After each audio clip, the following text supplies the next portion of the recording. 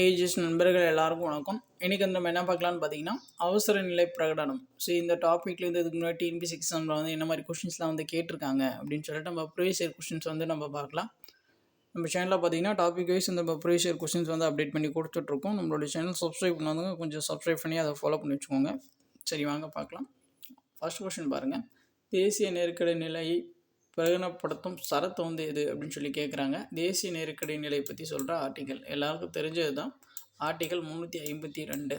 இது பார்த்திங்கன்னா மாநில நெருக்கடி நிலை, இது பார்த்திங்கன்னா நிதி நெருக்கடி நிலை. ஆர்டிக்கல் 360 சரிங்களா. ஆர்டிக்கல் 360 நிதி நெருக்கடி நிலை.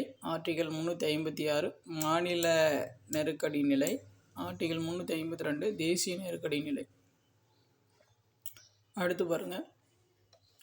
எந்த சட்டங்கள் சூழ்நிலை கருதி மாநில அரசுகளை மத்திய அரசு கட்டுப்படுத்தும் அதிகாரங்கள் கூறுகின்றன? இதுக்கான ஆன்சர் பார்த்தீங்கன்னா ஆப்ஷன் சி, ஆர்டிக்கல் 365, 256, 257.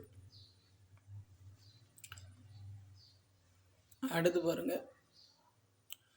கீழ்கண்டவற்றில் எது தவறாக பொருத்தப்பட்டுள்ளது அப்படின்னு தான் வந்து கேட்குறாங்க.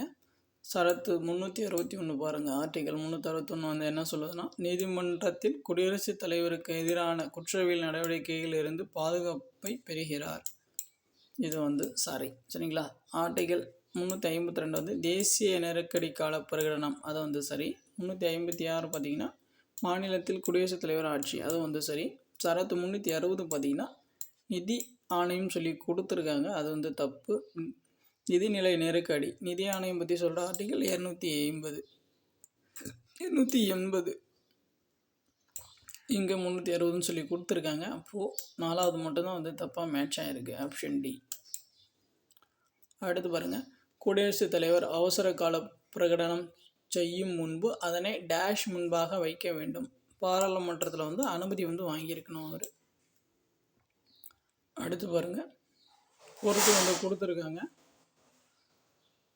ஆர்டிகல் 53 என்ன சொல்லுது அப்படின்னு சொல்லி பார்த்தீங்கன்னா, மத்திய அரசின் இந்தியாவின் நிர்வாக அதிகாரம் குடியரசுத் தலைவரிடம் உள்ளது.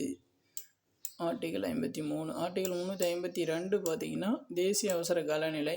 ஆர்டிகல் 76 பார்த்தீங்கன்னா இந்திய தலைமை வழக்கறிஞர் நியமனம். ஆர்டிகல் 75 பார்த்தீங்கன்னா பிரதமர் நியமனம். ஸோ இதுக்கான ஆன்சர் வந்து ஆப்ஷன் பி, 3142. அடுத்த கொஸ்டின் பாருங்கள். கட்டாயம் மற்றும் இலவச கல்வி அனைத்து 6 முதல் 14 வயது வரை உள்ள குழந்தைகளுக்கு சட்டப்பூர்வமாக அரசு வழங்க வேண்டும் என நிர்ணயமானது டேஷ் சட்ட திருத்தத்தின் மூலமாகும். இதுக்கான ஆன்சர் ஆப்ஷன் பி, 86. அடுத்து பாருங்கள். அவசர நிலையில் மக்களின் அடிப்படை உரிமைகள் தானாகவே நின்றுவிடும். Option B. அடுத்து பாருங்கள். பாட்டியாலா மற்றும் கிழக்கு பஞ்சாப் ஐக்கிய மாநிலத்தில் குடியரசுத் தலைவர் ஆட்சி எப்போது அமல்படுத்தப்பட்டது? சரிக்கான ஆன்சர் பார்த்தீங்கன்னா ஆப்ஷன் பி, 1953. குடியரசுத் தலைவர் ஆட்சி முறை முதலாக அமல்படுத்தப்பட்டது பஞ்சாபில் தான். அதிக முறை பார்த்தீங்கன்னா கேரளாவிலையும் பஞ்சாப்லேயும் வந்து அமல்படுத்தியிருக்காங்க, 9 முறை. அது அப்புறமா பாருங்கள். கீழ்கண்டவற்றில் சரியாக புரிந்துள்ளது வந்து இது அப்படின்னு சொல்லி கேட்குறாங்க. தேசிய நெருக்கடி நிலை வந்து 352, அது வந்து சரி. போர் நெருக்கடி நிலை 343 சொல்லி கொடுத்துருக்காங்க, அது வந்து தப்பு. மாநில நெருக்கடி நிலை வந்து 356, அது வந்து சரி. நிதி நெருக்கடி நிலை வந்து 360, அது வந்து சரி. ஆப்ஷன் டி, 1, 3, 4 சரியாக மேட்ச் ஆகிருக்கு. அப்புறம் பாருங்கள். இந்திய அரசியலமைப்பின் 360வது விதியானது எதனை பற்றி குறிப்பிடுகிறது? இதுக்கான ஆன்சர் ஆப்ஷன் சி, நிதி அவசர நிலை. ஸோ அவ்வளோதான். இந்த டாப்பிக்கில் இருந்து கேட்ட கொஷின்ஸ் வந்து நம்ம பார்த்தாச்சு. உங்களுக்கு ஒரு கொஷினு, இந்த தேசிய அவசர நிலை இருக்கு இல்லையா, அது எந்த நாட்டில் இருந்து இந்தியா வந்து வாங்கியிருப்பாங்க அப்படின்னு சொல்லிட்டு நீங்கள் வந்து கமெண்ட் பண்ணுங்கள்.